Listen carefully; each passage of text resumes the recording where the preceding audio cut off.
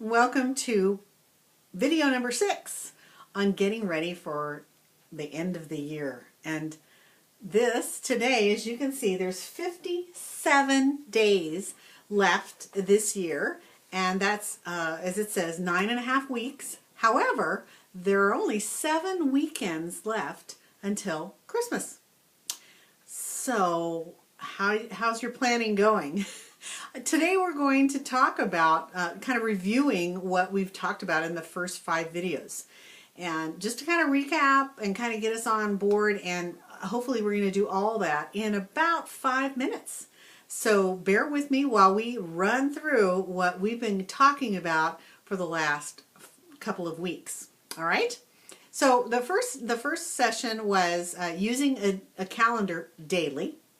And once again, emphasizing that word daily. Knowing that color coding can really make an impact on how well you feel about focus. And you can use color coding on paper, and you can use it on the computer. So just come up with a system and use that. And remember when we talked about using a calendar, plan everything. Everything. Because it's only going to help you make it so much easier to get things done and just enjoy it more, because you're going to know that you're going to get things done and you're not going to be all stressed out, because that's really the part about calendaring, isn't it? So then session 2 was also about calendars. It was, part 2. And if you're still resisting that idea of using a calendar, I'm just going to say get over it, because it will make such a difference in your life. And it really isn't, it doesn't control you more. It actually makes your life easier and just makes it more enjoyable to know what you're doing next and to get the things done that you really want to. So remember, have the life of your dreams. I was trying to read that backwards. Have the life of your dreams, because that's what we really want. We want you to have the life of your dreams.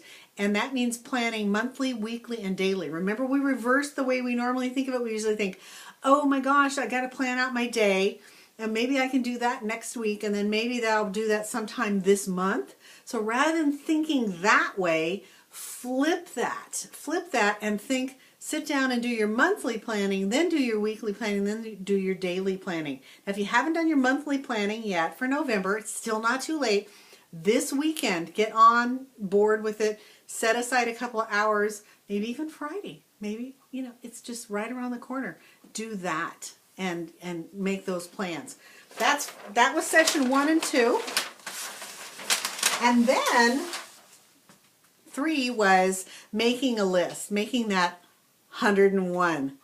Once again, you might have thought, oh, I can't do that. I don't know if I can come up with 101 things. I hope you did. I hope you wrote it down, just sat down and just did that brain dump.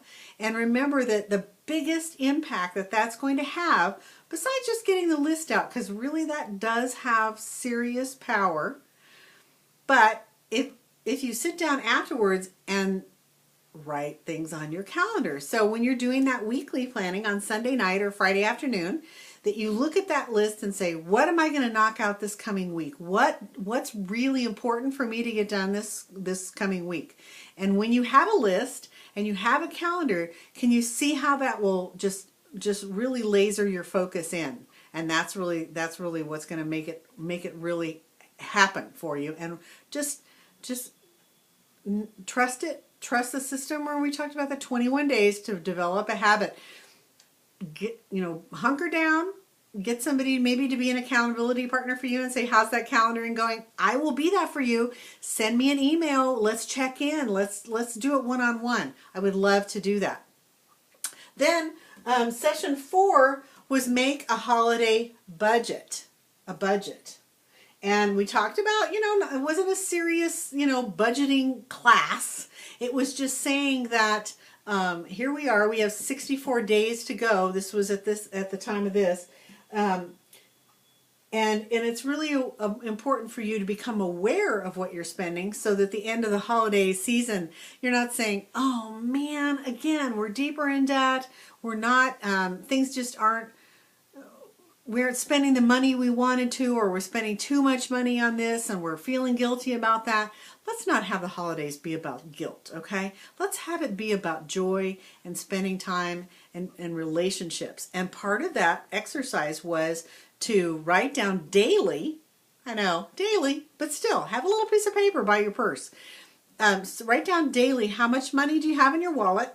How much money do you have in your bank account? How much money do you have in savings and investments? And then the big CC, the credit card. How much are you spending? How much have you put on there? And if it helps, keep an envelope and just put every receipt you have. Now, normally I wouldn't talk about saving all your receipts. That's for a whole nother talk. But save your receipts just so you can track how much you're spending through this holiday season. And I don't care what it is. If it's a latte, keep the receipt and really look at how you're spending invisible money in a sense. And talking about your money is going to make you more aware and happier, not the other way around. It's not going to stress you out as much. And if it does, work your way through it. And let's talk about those classes again that people are giving about our attitudes towards money and how that's impacting our lives. So one last session was holiday planning. Last week we talked about the One Thing Book for Fabulous Holiday Planning. And in that, I sent PDFs of the index of the book, so you could use that as a template, if you will, for setting up your own binder if you don't want to order it online from me. But also showing you that we have this week by week checklist. See, this is 1 week, this is another week, and we literally have a whole list of things that probably apply to you. I'm not saying all of them do, but a lot of those items are going to apply to you. And we clean our house, every, a little bit every week, and we get ready for the holidays. How's it feeling?